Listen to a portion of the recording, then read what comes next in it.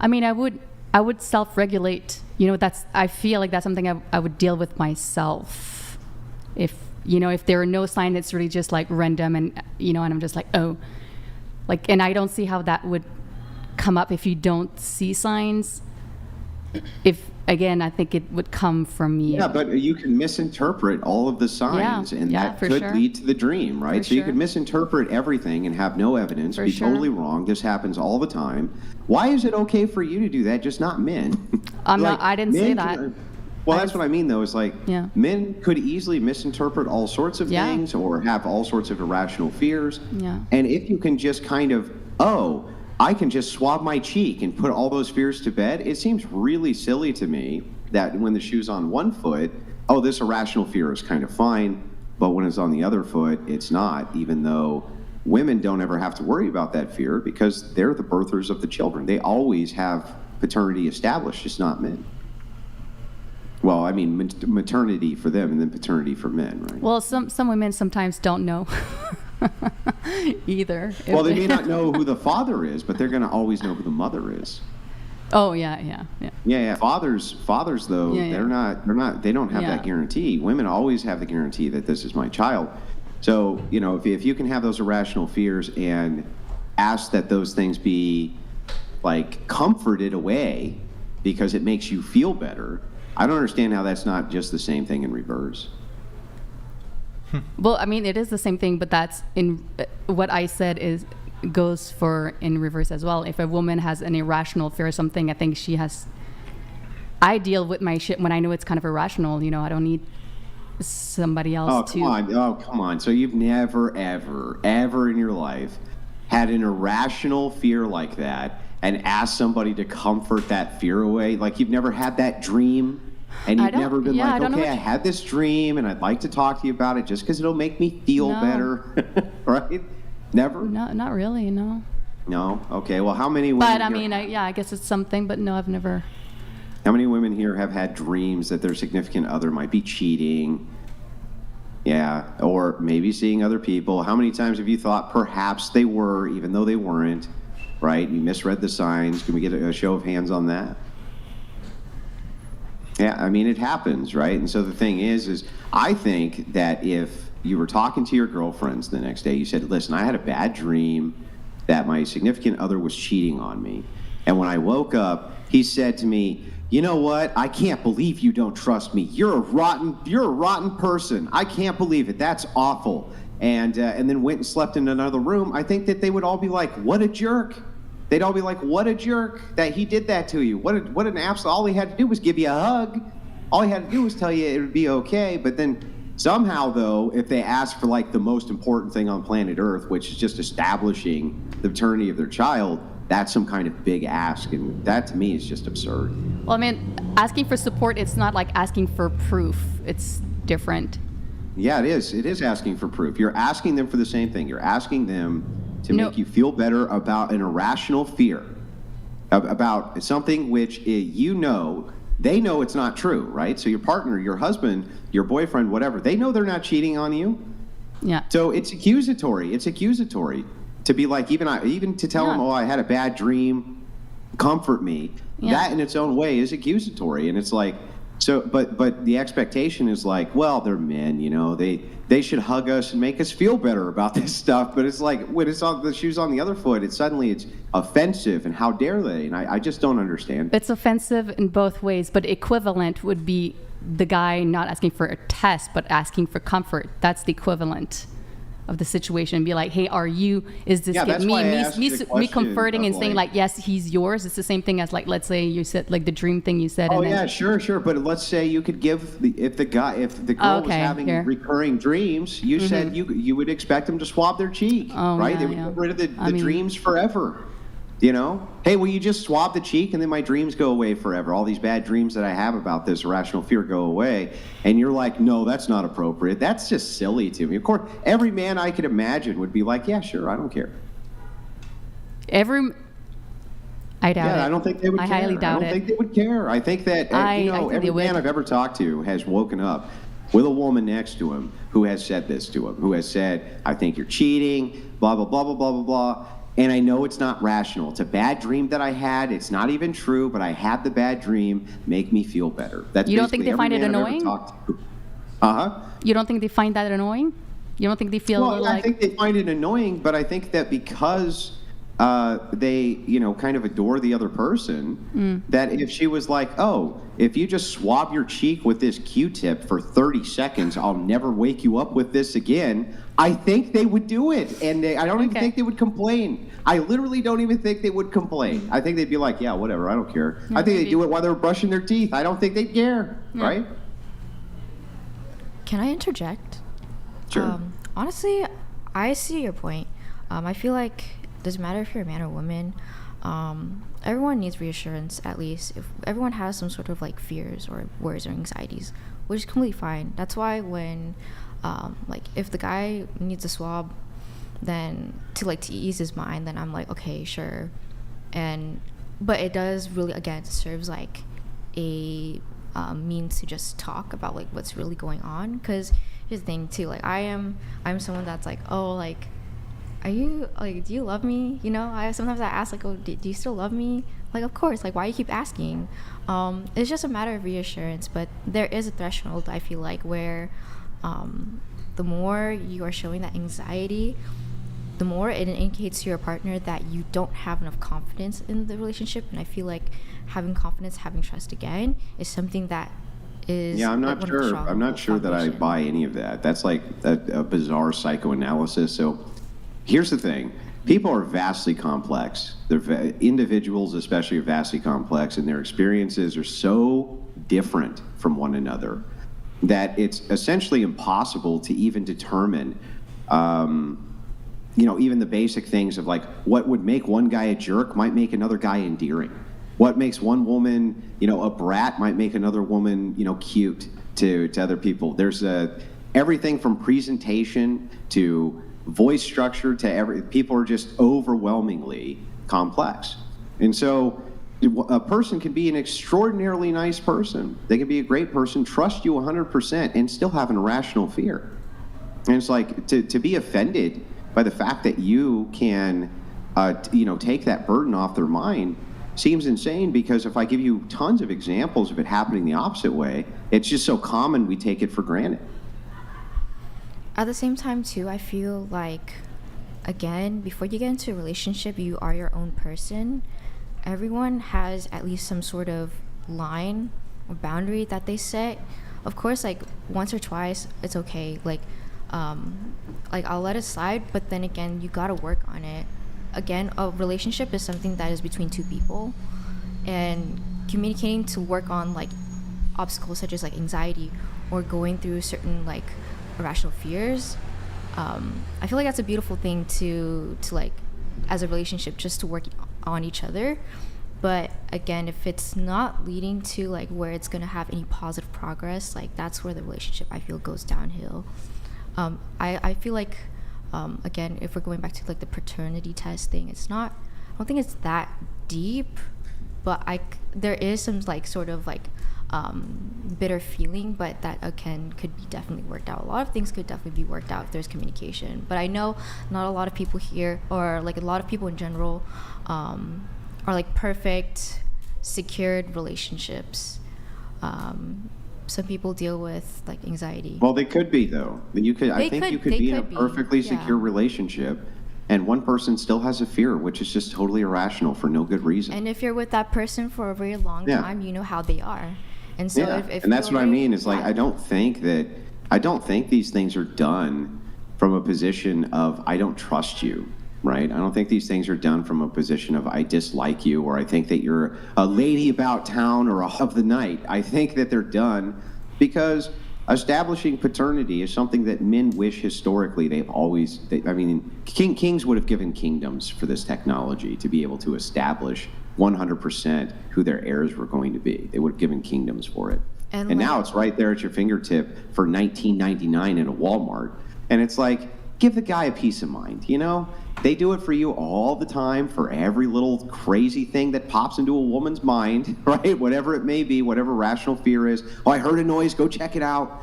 Okay, I'll go check it out, even though he knows there's nothing down there. Or, oh, the car's making a noise. No, it's fine, honey. There's nothing wrong with the car. No, it's making a noise. Okay, it's fine. Don't worry about it.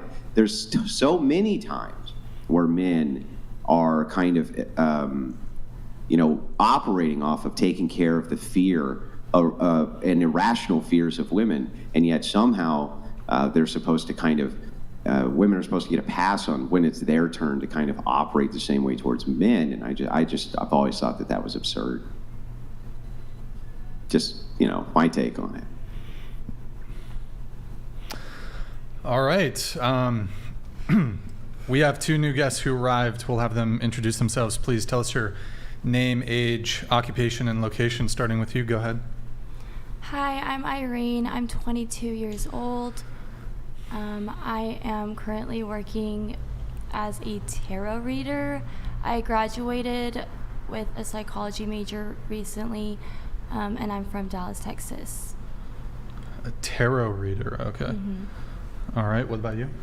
Hello, my name is Katarina. I am 22 years old as well. It was just my birthday this week. And then I work at a student financial center at San Diego State University. I am also studying there, majoring in marketing and sales and minoring in social psychology. And I'm originally from Europe. I moved to California about 3 years ago. All right, and so current relationship status, longest relationship? Single, and longest relationship, 1.5 years. How long have you been single? Like around 7 months. Is that the 1.5 year No. relationship? Who broke up with who in your most recent relationship? My partner broke up with me. And then the 1.5 year relationship, who broke up with who? My partner. Okay.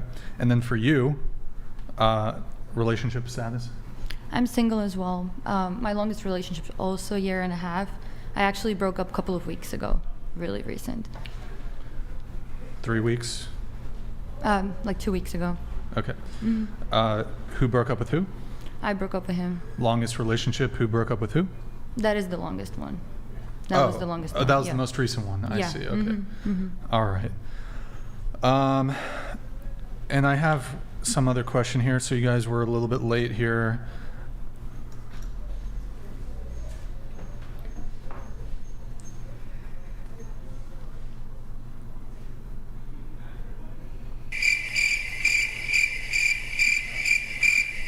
Now that's what I call, that's what I call a test.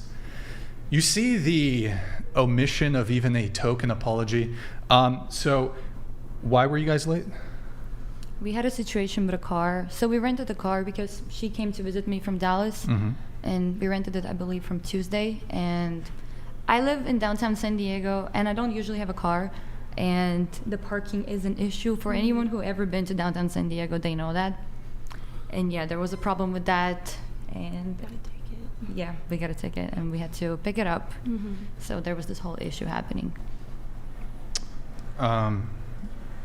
The car was rented on Tuesday. Yes, Tuesday night. But you rented the car in advance? Yeah. Well, so we wanted to kind of hang out before the podcast, and she was going to show me around because she doesn't own a car, and mm-hmm. So we did rent it for a few days in advance. Okay. I suppose that makes it a little more plausible. It's just typically when... I'll just take your word for it on that front. The car was towed? Mm-hmm. So we wanted to... But, so hold on. You rented the car on Tuesday, so like 5 days ago. Mm, yeah. Did you park the car last night in the same spot you've been parking it in since Tuesday? It's sitting. It's street parking, so it changes every time we drive it. It's street parking in downtown San Diego, so we had to find a different parking spot every time. And the car was towed for? So we got a ticket because I guess you can't have a car parked for more than 72 hours, and Which is incorrect, by the way. which yes, we'll talk about that later. Yeah. But so we, for the past couple of days, we weren't using our car at all because we were going out, and we got several tickets as well as the car towed. Yeah, because of that 72-hour limit. But why rent the car if you let it sit there for? We weren't Somebody- planning on not using the car. It just happened to be that way. Okay. Do you have proof of the The- tow? We can bring it within the car with us. Okay. All right. Okay. Well, there you have it, folks. I'll just take your word for it, I guess.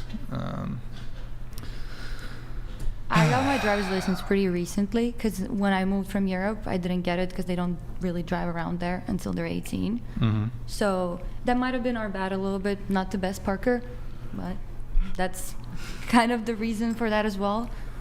Yeah. Okay, I'm going to go back to the pre-show notes. So you said... Don't worry, neither are most American women. Don't feel bad. It's not unique to European women. Okay.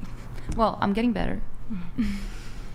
All right. So you said your friends and I have crazy stories. Was there another crazy story you wish to share?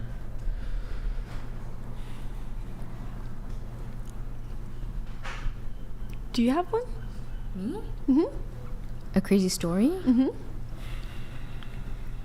Not really. I feel like my experiences in dating are kind of, I guess, common.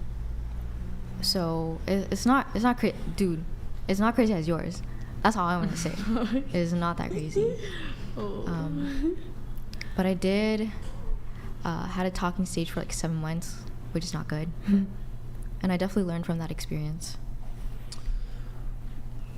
That was beautiful. That was okay. All right. I'll get into the other notes then. So let's see. We got Bianca. Bianca, you said the time I was love bombed by a narcissist. What's the story there? Oh, yeah. So I met this guy online, right? And we met up. We had a date and whatnot, and it went good. So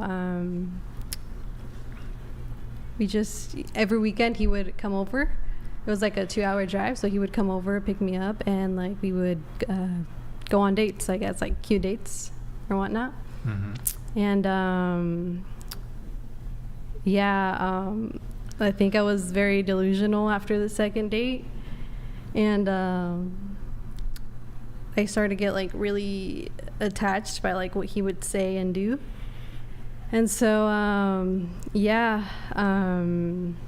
just weeks kept passing by, 2 months, and I started to notice like little things that he would do, but like I said, I was like just kind of love bomb and kind of didn't say anything, like little red flags that he would do. And so it didn't end up good.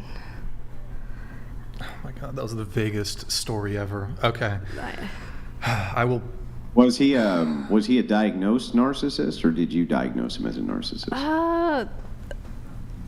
I guess I did, just because like I don't know, he would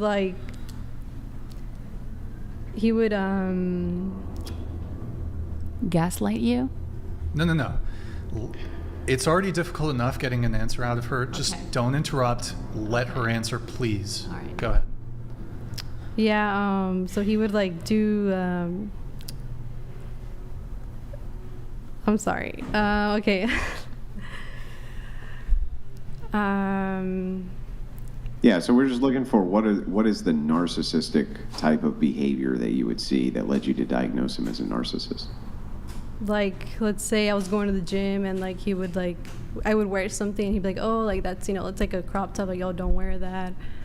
Or like saying like, oh, post this or else like you don't love me, you know, like type. I don't. Yeah.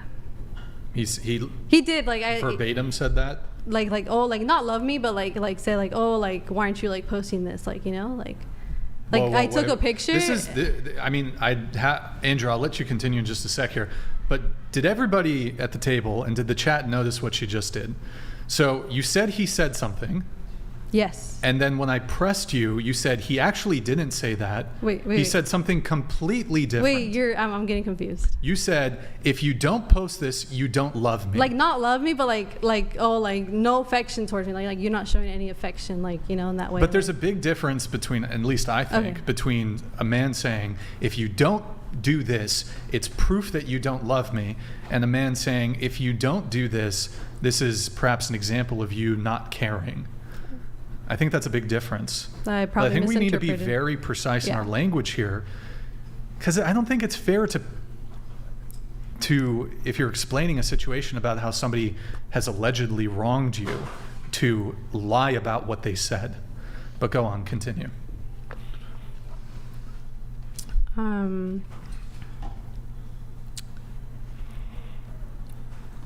Yeah.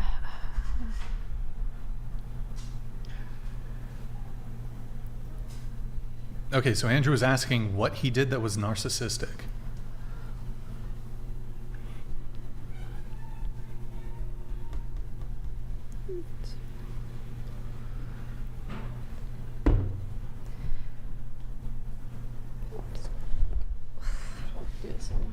I'm sorry, I'm pretty bad at this.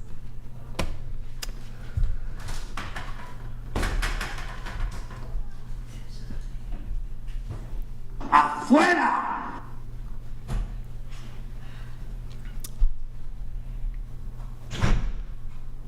Wait, was that?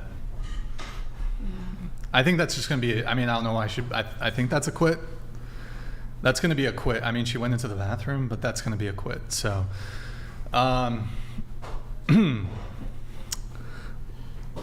Andrew, I know you have strong opinions on the whole narcissism thing. Yeah, well, peace out. You too, homie. It's just been something that I've experienced quite often, that when a woman calls a man a narcissist and I ask if the man has actually been diagnosed as a narcissist, the answer universally is no, that they have not, which means that there's a lot of women who are either dating the same like 12 guys who are narcissists or whatever, or they really overdiagnose how many men are narcissists. And I've never been able to quite figure out why it is that that so many women in the first place think that they could make such a diagnosis to begin with. So, yeah. What's going on? What's going on? Huh? What's going on? Huh? Done? Yeah, Dunzo? She's done. Oh, okay. Yeah, she's done. All right, that's a... Okay, all right, that's fine. Morgan, welcome to the panel. Andrew, sorry for the interruption. We were still figuring out I was just saying, that a lot of women seem to diagnose men with narcissism, even though they have zero credentials to do so. They have absolutely no real ability to do so. They don't have the required training to do so, and yet they're very quick to do that, and it's very damaging to a person's reputation to say that they're narcissistic. You're essentially hitting them with an order which is on par with borderline personality disorder and others like this. And I just wonder why women think it's like, for instance, I guess I should ask this first, but has anybody at the table ever dated a narcissist? Yeah, now suddenly not, right? I think I have. I think I have. You think you have? I think I have, yeah. But like you said, like you can never officially tell, right? And I mean, I think women people do over-diagnose, but also narcissistic people kind of never get really diagnosed because they don't know that they are or don't think that they are, and they would never go to therapy to be diagnosed. So I think those are two kind of reasons. But yeah, you're right. I think you can never be sure. I mean, you know, possibly. The big problem that I have, though, is that many of the traits which are considered narcissistic by women in modernity are often conflated with things which are just confidence, assertiveness, not putting up with things that they don't like, or having standards that they want adhered to. Those things are also desirable traits. And yet, oftentimes, even though those are the traits which attract women to that man in the first place, later, after the relationship has been resolved, they say that, oh, I should have known those were narcissistic traits, which is, that's I guess, the bizarre part to me. It's like, the guy you said, for instance, Rachel, you said, I dated a narcissist. When you think about those narcissistic traits that you now look back on and say, these were signs of narcissism, weren't those similar traits to what attracted you to the guy in the first place? No, because it doesn't show at first. It just starts showing up kind of in a sneaky way, and then it's like there's more and more gaslighting, and there's more and more like criticism, and then it just becomes more and more as you go along the relationship. And at some point, you kind of like, you start doubting yourself so much about kind of everything, and you erase yourself. But at the beginning, you don't. It doesn't show as confidence or anything like that. It's. Well, what does it show as? At the beginning, it doesn't show at all. Yeah, but what was this guy's narcissistic trait?